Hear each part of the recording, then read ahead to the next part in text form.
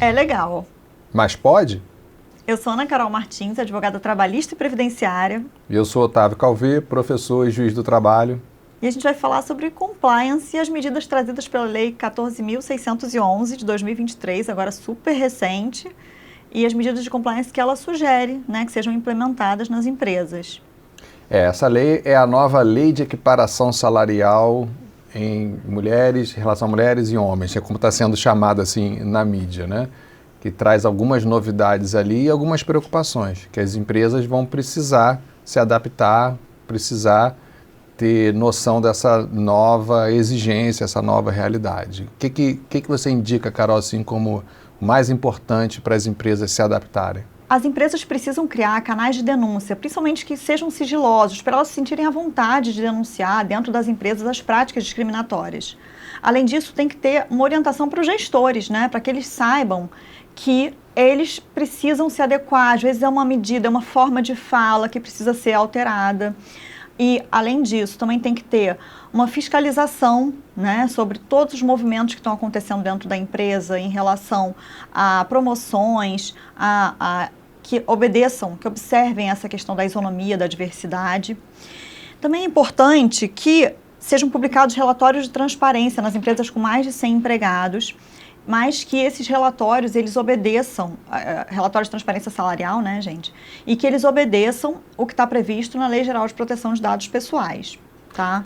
Agora, Carol, assim, criar um canal de denúncia, na prática, o que é isso, assim? Como uma empresa, vamos pensar na empresa padrão brasileira, né? Que é uma empresa de pequeno porte. Como é que ela cria um canal de denúncia para os empregados poderem acessar, assim? Como isso se materializa? Então, Otávio, o que a gente sugere muito é criar um e-mail, né? De repente, um e-mail em que a pessoa possa enviar uma mensagem ou até um canal simples, assim, não precisa ser nada muito complexo, desde que seja garantido realmente o sigilo, né? O direito da pessoa de não ser identificada, essa anonimização, né? Agora, sim, a gente percebe na prática que muitas vezes o problema do empregado é com o gestor imediato, né? É com quem está ali, a chefia, né? E esse canal de denúncia, ele deve ser direcionado a quem dentro de uma empresa? Assim? Quem é que vai receber e dar tratamento a essa denúncia? Quando é uma empresa grande é mais fácil, né? Porque aí tem o RH, o departamento pessoal, tem essas áreas que são mais preparadas para receber essas denúncias, até que tem equipes de psicólogos que podem realmente auxiliar e orientar da melhor forma quando tem um caso concreto, assim. Mas quando é uma empresa muito pequena, realmente é muito delicado, porque não pode ir para o gestor imediato, né? Então tem que ir realmente subindo mesmo a informação, não tem jeito. Como se fosse para o sócio, né? Para a pessoa que é o principal responsável ali por todo o ambiente de trabalho, né? Exatamente. E essa transparência, assim, como é que ela também se concretiza na prática? Porque, assim, eu vejo, assim, muitos empresários, né, comentando, assim, em mesa de audiência, a dificuldade que eles sentem. Por quê? Porque eles não sabem até onde eles podem divulgar dados que são de outros empregados, né? Eu vou dizer qual é o salário, abrir o contra-cheque, assim, como fazer isso? Como dar transparência preservando a intimidade, a privacidade do trabalhador? É muito importante mesmo observar a LGPD, né? A Lei Geral de Proteção de Dados Pessoais. Hoje, assim, tem risco realmente de receber multa. Então, é um caso super delicado, assim, essas situações de inobservância da LGPD. Agora, é importante também que haja divulgação. Então, essa divulgação ela tem que vir de forma anônima.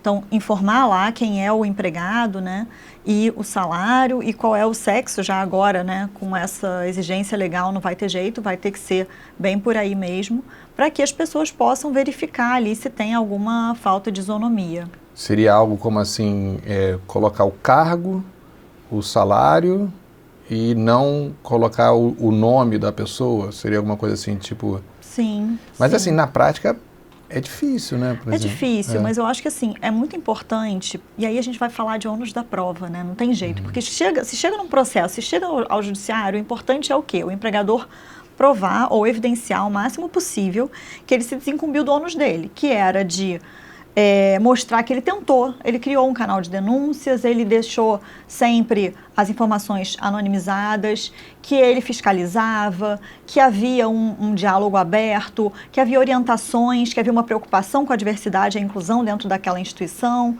Então, é basicamente que o empregador também se desencumba um pouco do seu ônus e que prove isso, né, num processo, numa ação. Você acha que seria interessante, né? Fico imaginando assim, como fazer isso na prática, né?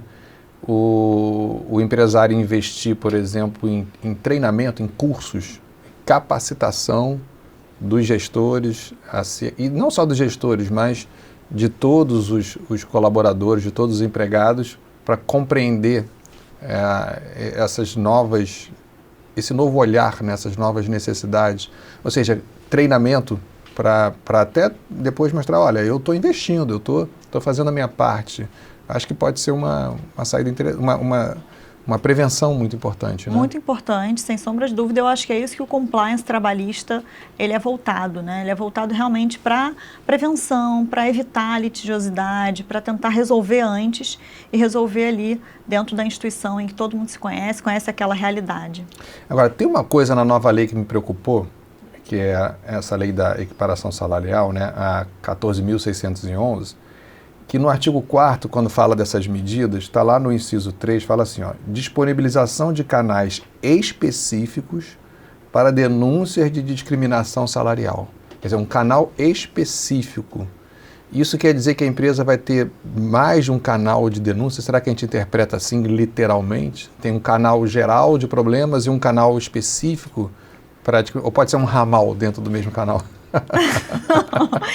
Eu sugeriria Diz que um para assédio, dois para salário, dá pra ser assim. Não, eu sugeriria criar um específico mesmo. Então, por exemplo, se tem o financeiro @empresa X, RH, recursos humanos @empresa X, eu acho que vale botar lá canal de denúncias @empresa X para que você realmente receba por ali as informações, né, as reclamações sobre situações discriminatórias dentro da instituição. E dessa parte ainda de prevenção, a gente vê no item 4 do artigo 4º falando de promoção e implementação de programas de diversidade e inclusão no ambiente de trabalho, que abrange a capacitação de gestores, de lideranças, de empregados, a respeito do tema da equidade entre homens e mulheres no mercado de trabalho, com aferição de resultados. Quando se fala em diversidade, você acha que existe uma tendência a essa ideia se ampliar? Ou seja, essa lei é mais específica para a questão da discriminação mulheres-homens. Mas você acha que isso já se deve se preparar de uma forma geral para todas as questões que envolvem a diversidade? Eu acho que sim. Eu acho que essa tem que ser uma preocupação do empresário, porque é a tendência, né? A tendência do Brasil hoje, do mundo, é uma preocupação mesmo de promover essa grande inclusão. Então, isso é fundamental. Acho que a gente tem sempre que se antever aos problemas, né? Então, o melhor caminho para o empresariado, com certeza, é esse. Eu acho interessante, assim, que eu já tive a oportunidade de participar, assim, de eventos de RH, né? E assim, um consenso hoje, né? Da ideia de que investir na diversidade gera produtividade, né? É aquela ideia, eu acho, do ambiente que as pessoas, né, se sentem incluídas, que sentem que fazem parte daquilo, né? Eu acho que isso é muito importante para a empresa crescer, né? E compreender essa grande mudança de mentalidade, né? Porque assim, o que a gente percebe é uma dificuldade, né, dos antigos gestores, né, a compreenderem essa nova visão de mundo, essa nova forma de viver, né, que nós estamos hoje, né, que está aí na mesa hoje, né? Então, acho que essa parte aqui da capacitação, de você investir em treinamento, investir nessa mudança de cultura é muito importante, né? Com certeza. Acho que é o caminho que a gente está trilhando aí. Agora, o artigo 5º, aí eu vou perguntar a sua opinião, ele é direcionado para as empresas com mais de 100 empregados, né? 100 ou mais de 100 empregados. Essa parte dos relatórios de transparência salarial e critérios remuneratórios, né? Esses relatórios, eu achei interessante, no parágrafo 4º, existe uma obrigação por poder executivo, o Poder Executivo Federal vai ter que disponibilizar de forma unificada em plataforma digital de acesso público, cuidando da Lei Geral de Proteção de Dados, todas essas informações previstas no parágrafo 1º, que é para as empresas de mais 100 empregados. Então, assim, o que você acha, qual é o objetivo dessa medida? Assim? Ou seja, a gente vai ter um acesso público a dados de todas as empresas com mais de 100 empregados no que diz respeito a esse tema, né? Transparência salarial, critérios remuneratórios. O que vem por aí? Eu acho que está se criando um grande portal da transparência, de forma que todo mundo possa se sentir seguro e acreditar que está realmente bem informado sobre tudo o que acontece na empresa, né? Então, se antes a gente via só em alguns órgãos públicos essa ideia da transparência, isso está sendo levado realmente para os órgãos privados, para as instituições, e é um caminho, eu acho que é interessante. Eu acho que cada vez mais o empresário ele tem que estar bem informado para não ferir regras, leis, mas ele se atualizando e conseguindo implementar isso na instituição, eu acho que não tem muita dificuldade, não.